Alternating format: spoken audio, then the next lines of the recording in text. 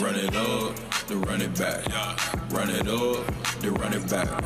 Run it up, run it back. Run it up, then run it back. Oh, hello. Oh, that's just weird. Happy Wednesday, Michelle. He know to find a day off, don't he? What are you doing, dude? Like, what is the deal? Stop. You guys. Is it the fall? You guys don't want what I got right now. Trust me. What, a hangover? What, a day off? Yeah. Yes, we do. We're all signing up for it, so no matter what you say. I wish that's what it was. No, Trust you do look Actually, like crap, you bro. look like crap, dude. Look a little flush, brother. It's great seeing you guys. It's great seeing you. Thanks for joining us for the 8th one. Yeah, you know what? Thanks for having me. You do need to be here, though, because we got to kind of continue where we left off yesterday, because since we got off the air yesterday and the Nico Harrison firing became official, the owner, Patrick Dumont, also put out a letter yesterday explaining why he decided to fire him. He also basically stopped short of actually apologizing for trading Luka, which is interesting to me, Boogie, because I don't know, you might as well have apologized, no? Could he have? I don't like it. It's almost trying to find a way to, make yourself the hero in a really ugly situation or a really ugly breakup. Obviously, it's been well noted that this was a Nico decision, but also Nico has a boss to answer to, which is, which is this guy. And in this situation, obviously Nico's taking all the heat, but somebody had to sign off on this, and that's, that's this owner. So I just feel like this is kind of a situation where trying to make yourself the hero in the midst of chaos, and I'm just not really feeling it. Take the accountability. It was a bad decision with everybody involved. Now just start trying to move forward. That's all you can really do at this point. But I can see through the BS. Yeah, and all in all, this has really come down to the fan base, right? Like, it's cause and effect. You trade Luka and you bring in AD, and as an owner, as a GM, you feel like, hey, we're bringing in a champion. We're bringing in a guy that you know what kind of caliber player that he is, but you didn't realize how much the fan base admired and adored and supported Luka when you make this move. And then you get all of this blowback. You get negative blowback, and then that carries into a bad season where you underperform, into a summer where this is still a distraction, into the next season where it's as equally a distraction. And now we're still dealing with it, and now you're in a position where we got to clean this back up. 24 years of sellouts, now you're messing with the pot. Now you're messing with the money, right? Now you're messing with the church's money. And so obviously when that starts to be affected, you got to clean up some of these things. And so I understand where the owner is coming from. You have a fan base that's been loyal. They've obviously been supportive in 24 years of ups and downs and championship runs and talent and different things of that nature. And then you have that run come to an end, and you're still dealing with criticism from the outside. You're still dealing with fire Nico chants. You're still dealing with a fan base that's disgruntled and unhappy. Something needed to be done. And so, you fire Nico, and then you bring out a letter to the fans, and you fall short of apologizing. No, finish the deal. Right, might as well. Yeah, finish the deal. Apologize to the fans and say, you know what? We flubbed this one. Yeah. And we can move on, and we can build back again together as an organization, as a state, and as a city, and as a fan base. And I think that was important for him to do that. But I also think it was important don't write us a letter. Stand in the front line like everybody else. Stand in the front line like Nico had to stand in the front line. Absolutely. Go stand on stage like Jason Kidd had to stay on stage. Listen, go out there. If you're you're the boss, you're in charge, and you're writing a letter to the fans, put your face out there as well. So the letter is a step. I still feel like they could have did a little bit more, but all in all, this is the start of a healing process for the Dallas Mavericks. I just don't understand how, this is where he can kind of avoid the situation of accountability. At the end of the day, you own this team, you write the checks, you have the final say-so. So now when you see the reaction, all of a sudden it's almost like it's giving like, I never really wanted to do this. This was all Nico's fault. Yeah, it does. Well, you're the owner of this team. You agree. write the checks. Like, at the end of the day, we can sit here and say the GM made the decisions. The GM has somebody to answer to. So I just can't sit here and ignore or act like he didn't have or play a part in this decision. This is like trying to put a Band-Aid over a gunshot wound. Well, you don't want just to can't take agree full with it. blame. I mean, Chandler, would have been awesome if the letter was just like, man, we really screwed this up, and that's my bad, and we'll figure something out. But he stopped short of that. Why? And This situation is unique, first of all, because Patrick Dumont and this family, they don't know much about basketball, right? They have a lot of money.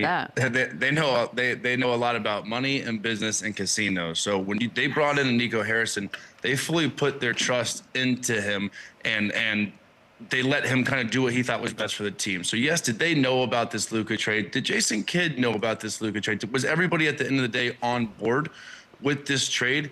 Yes, that's where I think Nico went wrong. Because if I'm the GM of the Mavs and this trade's brought to me, I'm asking you what drugs you are on, because you are high, and I would never approve or agree to this trade as the general manager. Whether you want to put me now as the scapegoat or not, he had the opportunity to say, guys, what are we doing? This guy is 25 years old. Anthony Davis is 7 years older, kind of out of his prime, always banged up. We get it. I love him defensively. I love him when he's on the floor, but this is a huge mistake doing this. That's what Nico could have done. And as far as the letter, I think agree or not to agree with it, I think it had to happen. I think when you have such a fan base that's so frustrated, that's now not going to games, that's booing your team, that's booing your GM, to the point where it's a little dramatic, but the safety of Nico and his kids having security at schools, when it's getting to that magnitude, something has to change. So I do like the apology, because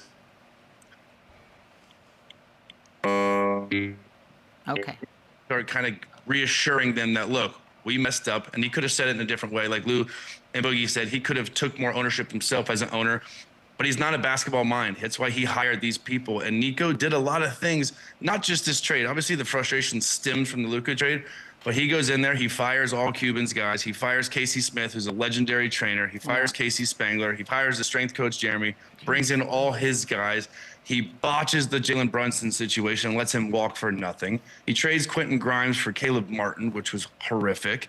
And then he does this Luka trade, which, again, that's their baby. That's their pride and joy of everything in Dallas. And you trade them in the middle of the night in secrecy, which they'll never forgive and they'll never get over. So I think something had to happen. I don't think Nico's a bad guy. I think he made some mistakes, but also things could have been handled a lot differently.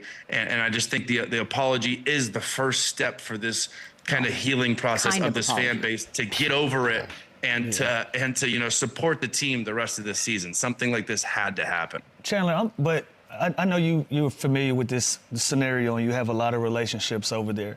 But everything that you just pointed out, from the Brunson deal to trading Luka and all of these different things, I know you're not Nico, but what is he like? What you thinking? What was your end goal? What was your end game to move all of these pieces around that have gone on and had so much success in other places? Like, what do you think his end game was? That's what I don't think the dude was on a suicide mission. Like, clearly he was trying to do what he thought was best for his career, as his first gig from Nike to the general manager with no real experience. Like, I think he was doing what he thought was best. I think he truly thought the pieces around Anthony Davis and Luka's off the court habits were more of an issue, and the longevity of him being able to do what he's doing now, which now hindsight looks ridiculous because Anthony Davis is hurt and they're second to last in the Western Conference, and Luka's averaging over 40 points and they're second in the Western Conference. So that's what I don't get. And I don't like the whole scapegoat thing for Nico, but he made this bed that he's now sleeping in. As the GM, he could have overruled a lot of these decisions. And I know there's voices above him,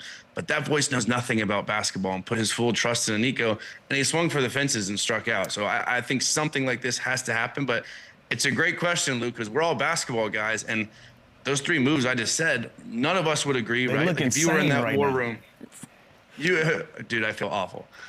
No, the moves, not you. Well, also you, but yeah.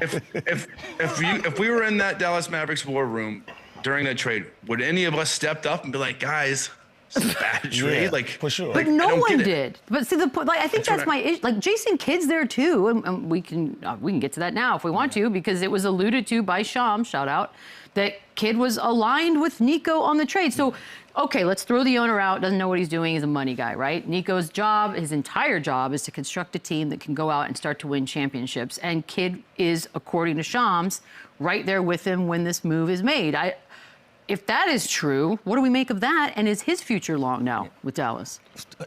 Well, I'll say for me, and like Chandler said, we're all basketball guys, right? And publicly, something may be going on, and behind the scenes, you know the person's character. You know their work ethic. You know how they go about business. I have zero knowledge of what Luka is behind closed doors. But sometimes when you see these scenarios, they know something we don't know, or is something going on that they may not agree with as a staff that's going on that we don't know. However, if you're asking me, if I'm in that boardroom and just from a fan's point of view, and we're talking about trading Luka, and I don't have any information, and I don't know what his habits are and all of that stuff that they tried to make a big deal out of at the beginning of this whole ordeal, I'm gonna sit there and yes, I would say something like, y'all sure? Like we just got to the promised land with this same guy. Why are we going somewhere else to look for it? Like the grass ain't greener all the time. And as you can see, you go from a finals team to a team that was fighting to even sniff a play-in. You know what I mean? Like a lot changes when you deal a guy away like that. And when you do that and you don't get the results that you want, there's plenty of blame to go around. And Chandler just said it. You're talking about a guy that's at the top that aren't basketball people, they're money people. So when you put these type of responsibilities in basketball people's hands, either they pan out or they don't. And if they don't, somebody has to be blamed. And so, you know, that's what we're looking at. It's a mess from top to bottom. Yeah. Is he like if you're a betting man, you think J. Kidd survives this? Do you think he gets the year? Like, what do you think happens now? Because the year is not going to be great. I think he survives the season. I think they go with an interim in the meantime, and they wait till the summer, and then they hire someone with real experience. I've already heard the name Dennis Lindsey, who's done a great job in Utah, and now he's in Detroit. It's kind of build that franchise back up. Kind of hear that name already being thrown around. I said yesterday, I think the first thing they should do is hire Dirk Nowitzki. He is the most loved icon in Dallas. He clearly has separated himself from the entire franchise since the hiring of Nico, or since the move of Luka. He's been all on the side of the fans and was frustrated with that move. I think you bring in a guy like that, not even as the GM. Dirk's not a GM. He is just some sort of role, some sort of opportunity where he can get in front of the crowd. He can go to games. He can kind of have that vibe of Dirk where they remember the 2011 championship run. And that would kind of be the first step to me to kind of getting this fan base back for you. So again, I think Jason Kidd, at the end of the day, he's a basketball coach. He's technically not to have an opinion or say on moves like this. It's kind of above his pay grade. No doubt in my mind, I think he was in those meetings. No doubt in my mind, I think he knew about this trade. But at the end of the day, he's the head basketball coach, and this is above his pay grade. So I think he gets a little bit of grace moving forward, but I wouldn't be surprised if it's just full-blown, fire sale come this summertime. I don't know. I feel like through the midst of all this chaos, the main thing that we haven't seen yet is this product on the floor. And for some reason, that part kind of keeps getting ignored. If it comes to a situation where we do get to see this product on the floor and it turns out well, what do we do moving forward? What do we say moving forward? What if it works out exactly the way Nico said, or he envisioned it happening? And that's the part that I'm not okay with. It'd be different if we saw the product, it didn't turn out well, then we can have all these reactions and feel the way we do. But obviously it's an emotional reaction because of somebody that was so beloved in that franchise. But at the end of the day, you got to give Kidd a chance to coach this team, to put the product on the floor, see what it looks like. I think that's the most logical decision. And then after that, then you make your decision moving forward. Either you try to make it work, or it's time to blow things up and start all over. And go ahead. And I will say, it's if I'm Nico's agent, right, or if I'm Nico, I can sleep well at night knowing that the team I did construct and I did take huge risk and chance for, basically my job, I never saw full at strength, and I never saw them on the floor of how I envisioned the Dallas Mavericks after Luka. So that is what he can hang his head on, that never happened and that opportunity never happened. Now we can look at the small sample size, and we can look at them being 3-8 this year, and we can look at what Luka's doing, with his body and all the concerns you had about him. You can see what he's doing in LA versus what the Mavs are doing now with a historic bad start. I'm talking 30th in offense, 30th in points per game, like really bad start. And again, it's 11 games, and still you have no Kyrie. Anthony Davis has been out. Derek Lively can't find a way to be healthy. So he did have a vision that never kind of came to fruition and never kind of became real on the court. So that's my only positive thing to say about Nico, is we never really saw this great team on paper together, which is what he envisioned. You know how it is, like when something happens, everybody starts to pile on, and that's kind of what's happening now because Luka gets traded. His name got dragged through the mud a little bit. Now we've got the Nico situation, and a team source, we love a team source, said that Nico once put Jrue Holiday on the same talent tier as Nikola Jokic. So that's now, you know, we're going to sit there and question his talent evaluation skills. Boogie, what do you make of that statement? I question a lot of these experts' talent evaluation. I'm gonna just be honest. Like, it's more failure than you know achieving the goal in this league, and that's the part that continues to get ignored. It's a lot of GMs that mess up. It's a lot of guys that get overlooked. It's a lot of talent that gets missed out on. It's a lot of talent that don't even get an opportunity. Sure. So this doesn't surprise me. I think a lot of the front office guys are idiots. I've worked with a lot of them. So this doesn't surprise me. This happens more often than not. It's just casuals in the public don't get to see this side of the business. It's a lot of failure, and it gets overlooked. Around here, Boogie, we don't put a lot of stock in the team sources, anonymous sources, and anything. If you're not willing to put your face and your name on it, I personally don't like to spend a lot of time on those type of people because you scary as hell. Scary as hell. And I'm a coward. You know, No. and never will I ever disrespect Jrue Holiday or never will I ever disrespect Nikola Jokic, right? Both talented guys in their own rights. I don't know what context this is in. Yep. I don't know what's trying to be said. Like, obviously, Jrue Holiday isn't Nikola, but, you know, you talk about a high-character guy. You talk about defensive mindset and all of those things. Obviously would be a great asset to any team that you add Jrue Holiday to. So I don't know the context of this, and I don't know who this person is that said it. But to the point of Nico, listen, sometimes you go from one field to another, and there's going to be trial and error, right? And when you're coming in, you might come in hot, and you might try to, I'm gonna make my stamp. I'm gonna make my name to show that I'm smart just like everybody else, or I'm genius level, or I'm an expert and I know what's going on, and you fall short. I feel like this has gotten so messy. I don't know if Nico gets another opportunity to be a GM. I don't know if he wants another opportunity to be a GM. No. You know, I'm sure it's less stressful to go work for Nike and make sure you try to sign the best talent you can sign to wear the swoosh, opposed to this. You know, so all of these things are trial and error. At the end of the day, we're still talking about basketball. I want to keep all of this in context. We're talking about a man that dealt with death threats and I don't like that. I see it's a party planned for him. Okay, how about that, by the way? It's a party being planned for his firing. Like, some of these things are fair in sports. You know, sports can be harsh at times. Threatening somebody's children and all of those things, not cool, not appropriate, never acceptable. But if you're having some fun in basketball when things don't go right, hey, listen, that's the harsh part of sports. But I don't know what to make of any of this at this point. I don't either. Well, I'm confused because I'm the fan here, right? So I'm the one that boos and I buy tickets and I do all that. Would you go to the party? Well, no, and that's what I want to show the video. Like, if I was at a game, I would probably boo. But to go out of my way, to get out of my house, that's not happening. Go do this.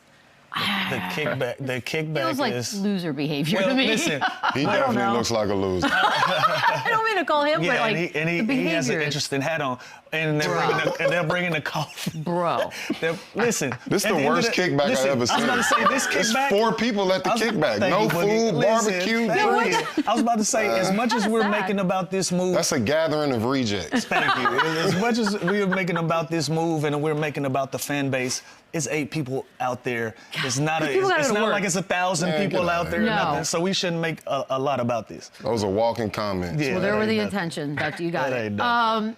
We did have some big news, I think, yesterday. And I'm glad Chandler's here for this as well, because we have sort of been waiting for the official, how is it going to work? Well, the All-Star format has now been revealed. USA versus World, they did it on NBC last night. 24 total players split into 3 teams, 12 per and from each conference. 16 players, US, 8 international, 8 players per team. US gets 2 teams, USA and USAB, rude. The third team, of course, is the international. It's 4 games, 12 minutes each, round-robin format. Tiebreaker will be the championship game based on record and point differential. Oh, I love point differential. Okay. Do we want to start? Chandler, I think we should start with you because you've also been very vocal and very concerned about Americans getting screwed out of spots. So talk to me. Yeah, and I still think that's the only concern, right? So you see the world gets 8 players. So let's just say the 7th and 8th player are, Jamal Murray and Sabonis, let's say. We literally did that math today. And is that how it worked out? Yeah, that's how it worked out, what Chandler's saying. It's weird to me because that means then, one of these Americans like an Austin Reeves, a Paolo, a Cat, Steph Curry, are they going to do more legacy acts or not?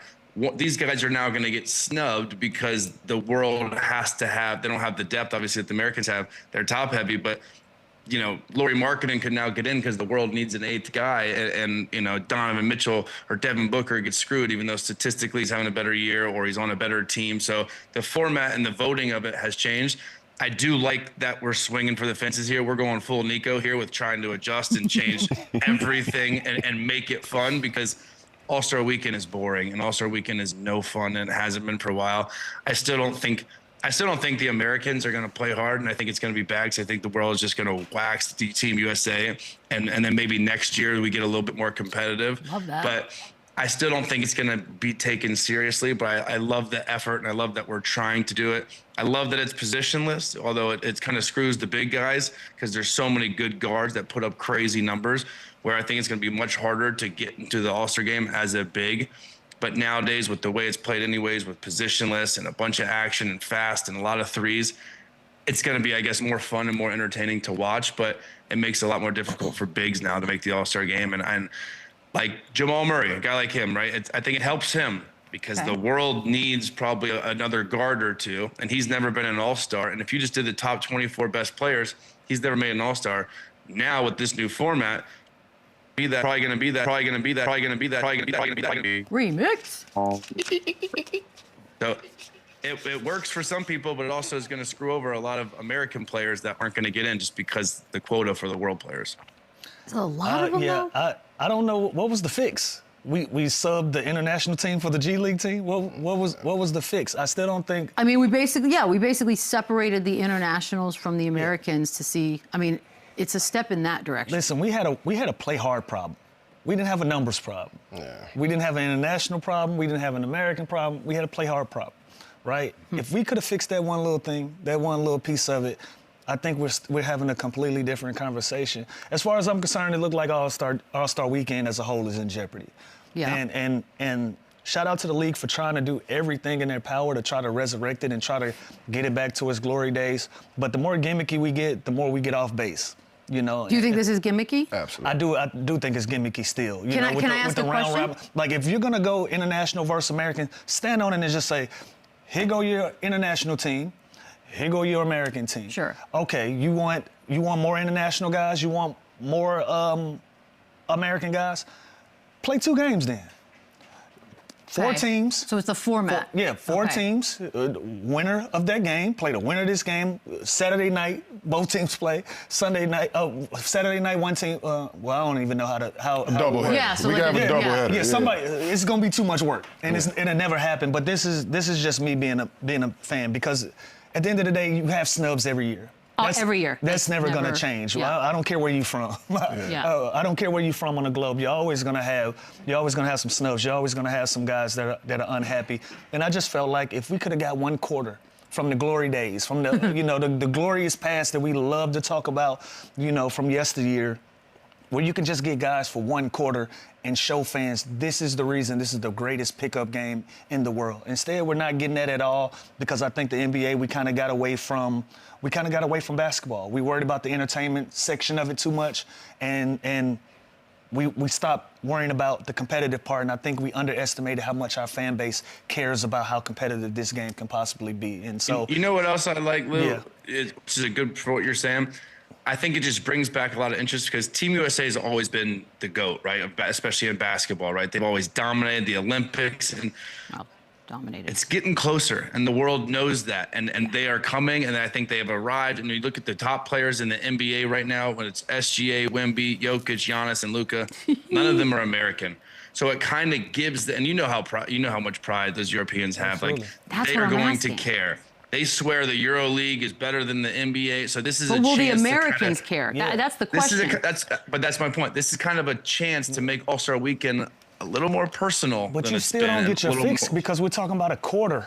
We're talking about I know, but I'm just saying, I think that's... But now it's like there's a different pride. That's why I wanted to ask you guys as players. They did the quarter thing last year. Did the effort change last year? No, but maybe, and I think this is what they're trying to do. They're trying to get some patriotism out of this. But if you want that, you have to have 4 quarters of basketball for your side and our side, not a quarter or round-robin tournament of 1 quarter of play. You're still not going to get what you're fishing for and looking for that pride on both sides. I don't think you're still getting that fix that you're looking for. That's my thing. And by the way, I still think USA is the best basketball country. This is world. This is guys from Canada. This is guys from Greece. This is guys from France. This is not another country beating us. This is the rest of the world. So I still think USA is the best team, the best. But I think it does kind of bring in this whole aspect of making it personal, and I think the world will take it a lot more serious. I can agree with that.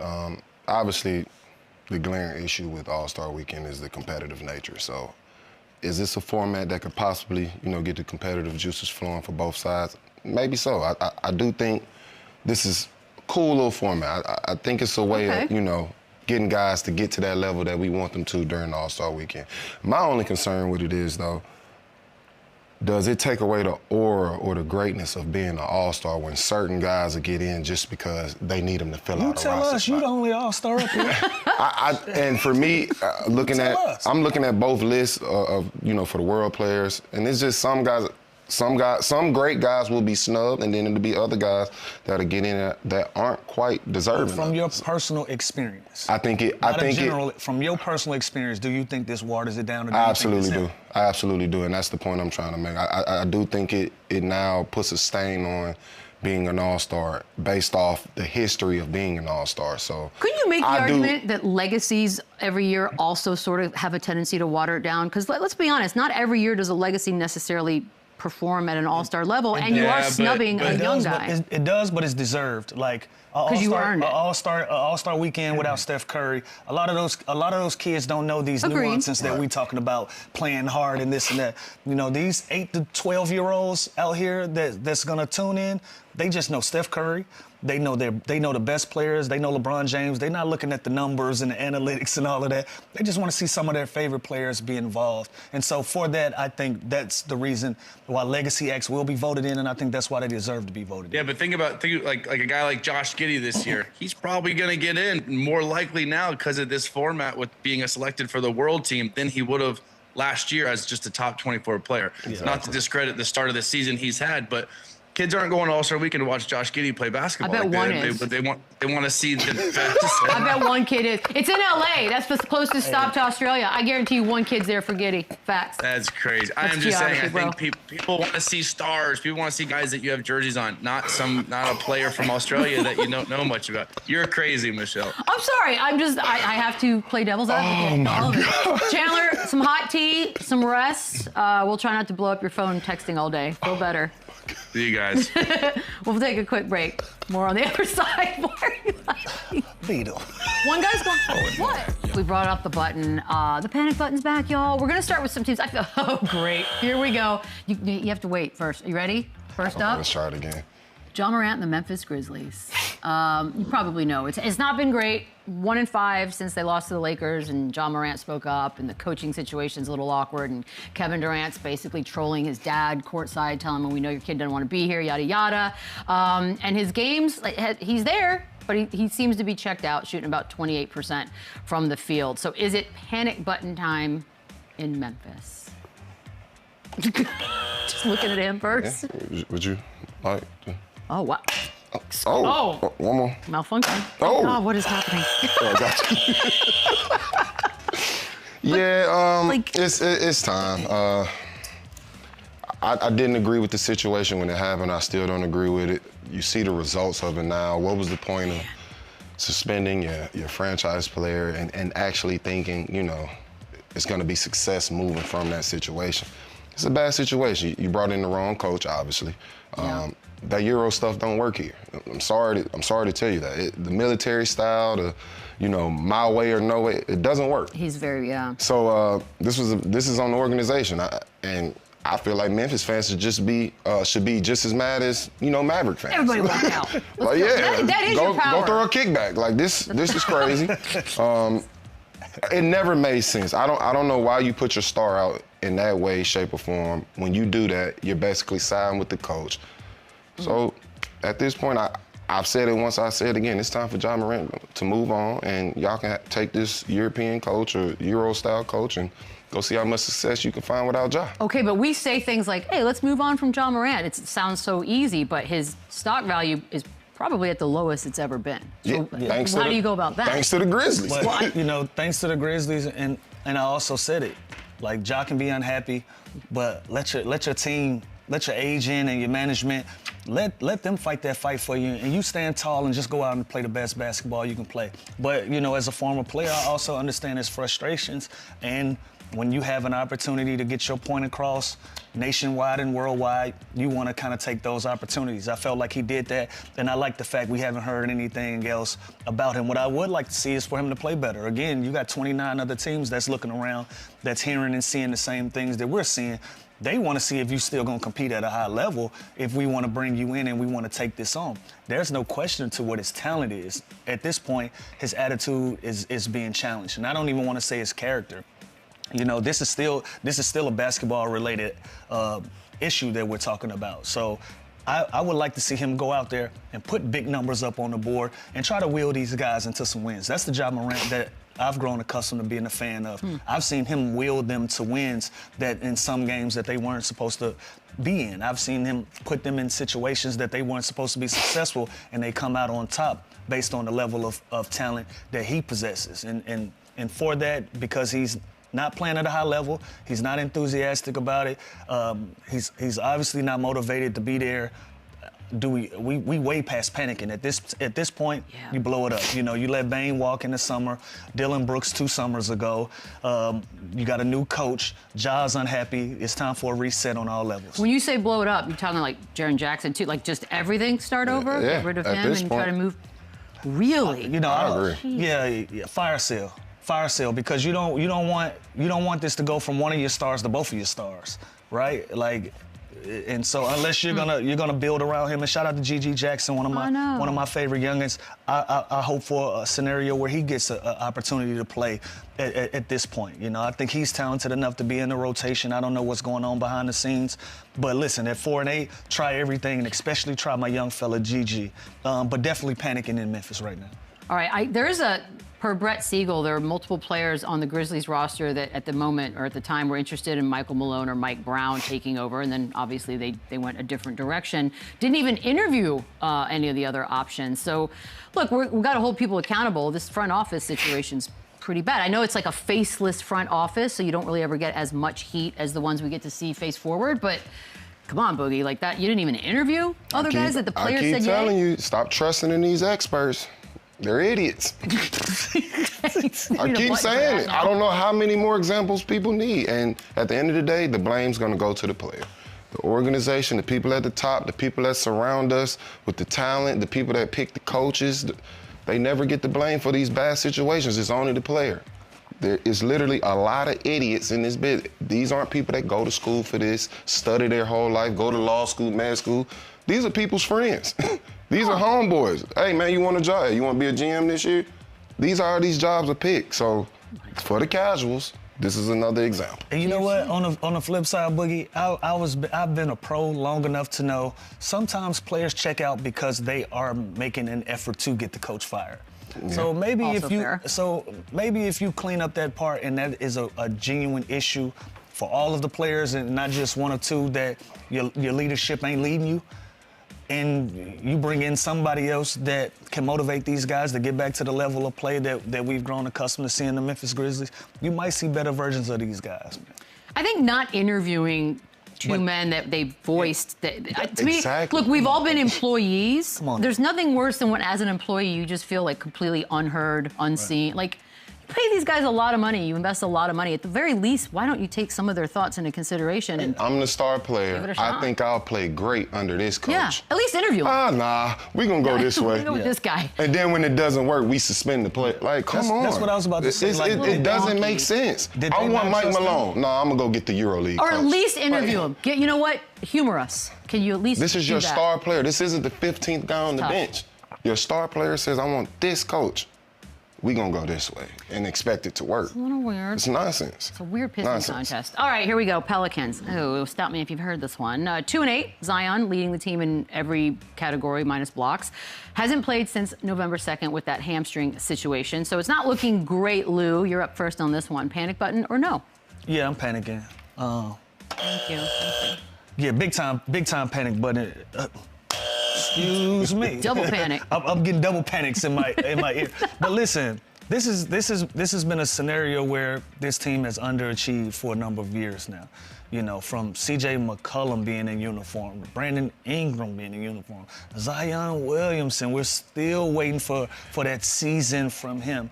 A complete season. A complete season. I can go down the line of misfortune and things that's happened to that organization as far as injuries go and not being able to see them as a collective. At what point do you lose hope in, hey, we're not going to see it? That's tough. Brandon Ingram is gone. C.J. McCollum is gone.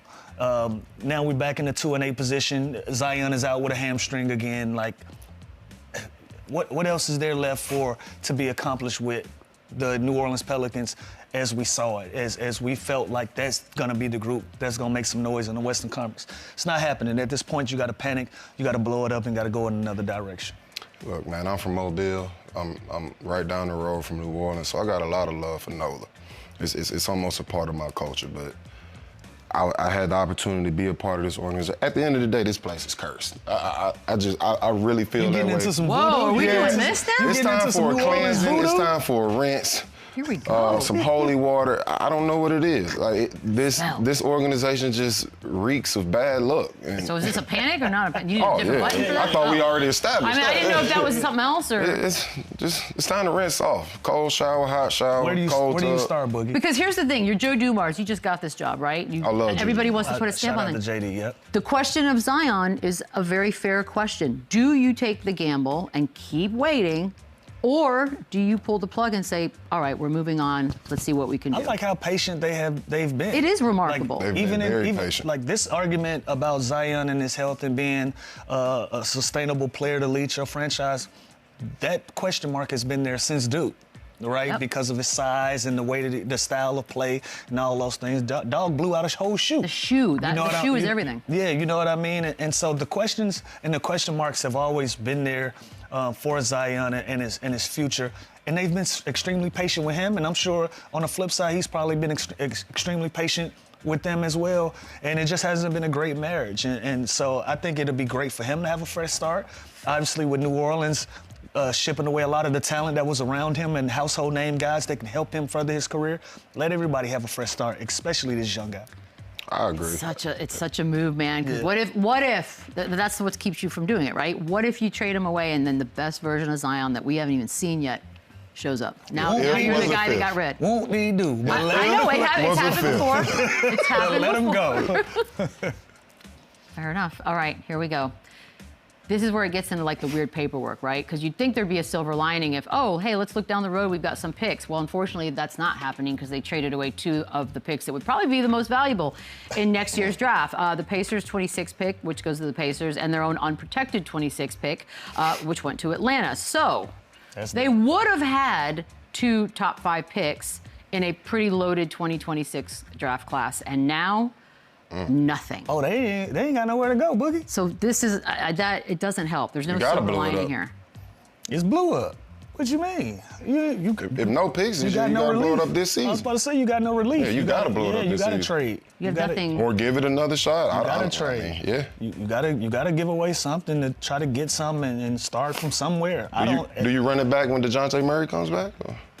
You don't have a choice at this point. I didn't realize that they traded away all of their picks. You don't have a choice. It's an ugly situation. Yeah, what's left for New Orleans to do? So this is bad, man. It's not good, and there's more. It's worse than that? Yeah, because there's a lot of rumors about relocations and adding teams and all that stuff. Every league is dealing with it, NBA specifically as well. And Chris Mannix even brought it up, I think, last week, that there are 2 teams that continue to be brought up in these discussions. And it's the 2 we just talked about, Memphis and New Orleans, impossible teams that could relocate both cities and their arenas. Their deals are up in 5. That makes sense. So you're looking at this. I mean, you live in Vegas. That's one of the teams that gets popped up as a new spot.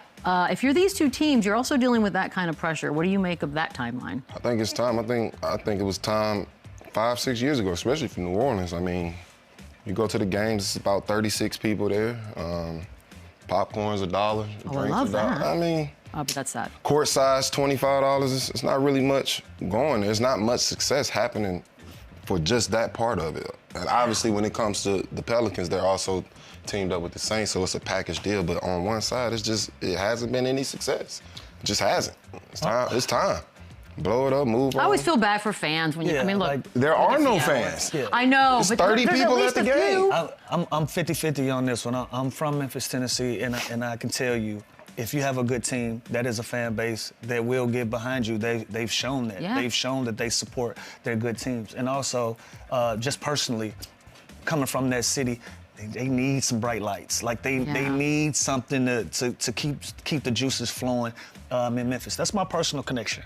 I have zero connection with New Orleans. I love Memphis fan base. So, I think they have a great fan Thank you. base. So I'm not agreeing with a relocation for Memphis. I think this is a basketball thing that needs to be figured out, and you will see the fans back in the seats. Yeah. On the flip side, New Orleans, I've yet to play in front of a great crowd. Dang. And I played 17 years in the NBA, and I've never played in front of a great crowd.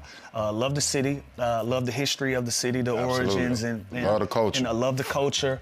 It doesn't look like basketball is that. And because obviously the New Orleans Saints are up the street, and they have no problem with their fan base and their support. Looks like New Orleans isn't a basketball town. They don't really care about the basketball. Relocate. God, it's like so cutthroat. All right, we're gonna take a quick break. More Run It Back on the other side. Run it up, then run it back, run it back. All right, we're sticking with the panic, but it's kind of crazy how time flies, right? We're just talking about Ja 2-3 years ago, face of the league potentially. Sacramento Kings, we're lighting the beam. It felt like 20 minutes ago, and now here we are. It's 3-8 start the year. You got the light switch, and Yeah, you light the beam. Did you steal the beam? Bottom 5 defense in the league. Fans are chanting, we want Keon Ellis due to his lack of playing time. We got Russell Westbrook out there, which is always fun. He's got triple doubles as a starter, moved to the bench. Like, it's kind of chaotic. Are we smashing the panic button on the Kings? I think they've done it themselves. I mean, obviously, they're now reporting that they're looking to, trade key pieces or, the main guys on the team right now. So I think they hit the panic button before us. So we don't. We'll reiterate it. Yeah. By the way, we're talking Zach LaVine, DeMar DeRozan trading again. Like, this is not cool. But I'm also cool with it.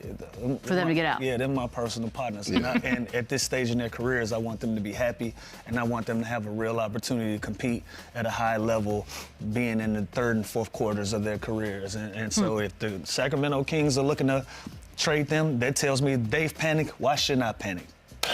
Fair enough. You dig? What about Sabonis? Like, I feel like you could have done that last year. Like, this could have been a trade that has already happened. When you got rid of Fox, I feel like, that was the time to start the rebuild, at least get something back for both of them. But, they tried to keep it afloat. They thought they had a good team, could, add a couple more pieces and keep, moving forward. But it's just not the case. I don't even like speaking on the Kings because for some reason, whatever I say is taken as if I'm bitter or whatever. I'm going to just keep the facts. It's bad. It's been bad. It's probably going to continue to be bad unless some things change at the top. That's your problem. I don't know what else to say. I can't sugarcoat it. Hey, the Kings have a great fan base. I like that. Yes. That's a plus. That's a plus. And I think that's important for you to make that distinction. Oh, I love the Kings fan base. Because the fan base. That's a real fan base to me. Whenever you talk about the team, the fans think you're talking about them too. No, never. Yeah. Great fans. They stick with you through thick and thin. Obviously, they're good fans. It's been 20 years of losing, and they're still filling the building up. So it shows you how much support these fans have for this team. All they're looking for is a winning product. And I still follow a lot of, Kings pages and things like that. And it's a lot of outrage, and deservingly so. But like I said, I can't say too much because I'm in the bitter X, but the facts are the facts. Facts are facts, whether you like them or not. 18 years it's been since they've won a playoff series. They've had these guys go through those doors, De'Aaron Fox, Tyrese Halliburton, Davion Mitchell, and they're all quite well. They're doing well in this league as of now, which doesn't make things look better. And looking across the sports world, like as far as poorly run organizations, look, I hate to do a top 5. That seems really macabre, but they're up there. I mean, that is a long run without a playoff win, and as you said, a fan base that continues to stick by them. I don't know what changes that you allude to, other than, I don't know, selling obviously, the changes are at the top. I mean, every good organization, it starts at the top. You mean ownership or? Yes, okay. It doesn't start with play. No matter how much y'all want to try to push that narrative, it starts at the top. And the top don't have it together, so the bottom's not going to be together. Simple as that. But there was that run. We were lighting a beam, run? you guys. We lit a beam. What happened? It's not a We lit run. a few. We did. We lit a few, and I like what Doug Christie was doing when he initially got that job. He tried to bring some morale, tried to bring some new and excitement, some new energy, and tried to build community by creating, like the beam thing, and got the guys on the roof of the building and all of that. You're trying to build culture. I respect that. But we hadn't heard a lot about lighting beams lately, and so at that point, to Boogie's point, you got to start looking at the top because the talent's been there. I just feel like when they had their opportunity to turn, they made the playoffs that year. Yeah. Like the beam. That next season, or going into that next season, nothing was done to improve the team. Everybody in the West improved except the Kings. They stayed the same, and then things started to go backwards. So I'm not sure. I don't know what the vision is. I don't think they should have ever fired Mike Brown. Should have never got rid of De'Aaron Fox. It's just some things you got to tweak. It was a team that wasn't performing like they were the year before, so you tweak it. You add better pieces. You do things of that nature to continue to improve. They went the opposite direction. They got rid of Fox. They got rid of the coach, and these are the results. It's so frustrating as a fan when you can we're getting somewhere, and then all of a sudden it's just yanked away. It's almost like they settled. It was like, all right, we're happy just making the play. Yeah, nobody's happy. And then there was nothing else after that. That's not how it works. You continue to build. All right, taking a quick break, wrapping things up on the other side. I almost did it too early. That was weird. It's our new thing. We're working on it. Run it up, run it back.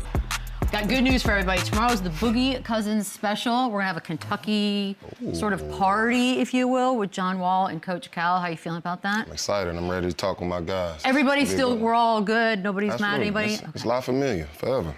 When's the last time everyone was in the same room? This past summer, me and John went to visit with the Kentucky group with the new coach, Pope. But the last time, me, John, and Cal,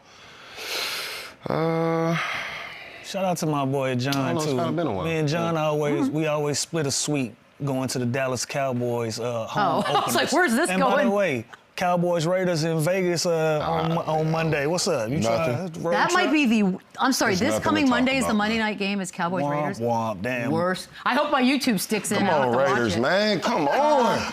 We'll see y'all tomorrow. Get better, Chandler. You're just going to do the show tomorrow by yourself. Probably. An hour of Kentucky. Run it back, yeah.